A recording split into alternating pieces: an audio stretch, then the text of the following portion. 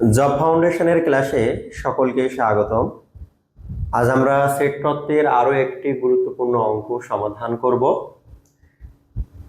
যেখানে 2x - 6 = 4 এবং 2y - 5 = 5 দেওয়া আছে।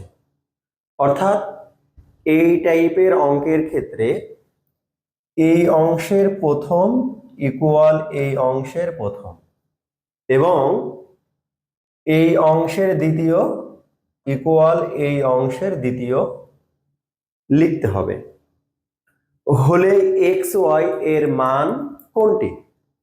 তাহলে আমরা সমাধান করতে পারি 2x - 6 = 4 বা 2x = 4, এই মাইনাস আমাদের ডান সাইডে যে হবে প্লাস, তাহলে 4 আর 6 10 হবে। দেখো করো, এখানে 2x আছে, যদি আমরা x এর মান নির্ণয় করি তাহলে এই 2 10 এর নিচে যে ভাগ হবে, তাহলে ভাগ করলে কত হবে? 5 হবে। এখন আমরা y এর মানটি ক্যালকুলেশন করি।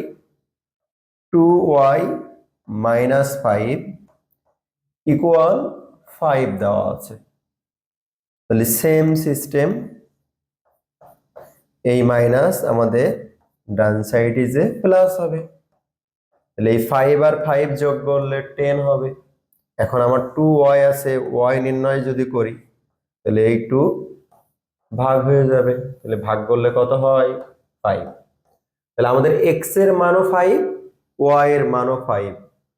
দেখো খ নাম্বার অপশনে আমাদের 5 5 আছে।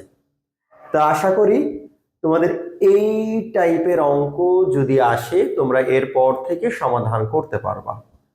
যদি সমস্যা হয় অবশ্যই জানাবা। তো দেখা হবে আগামী কোনো ক্লাসে। আসসালামু আলাইকুম।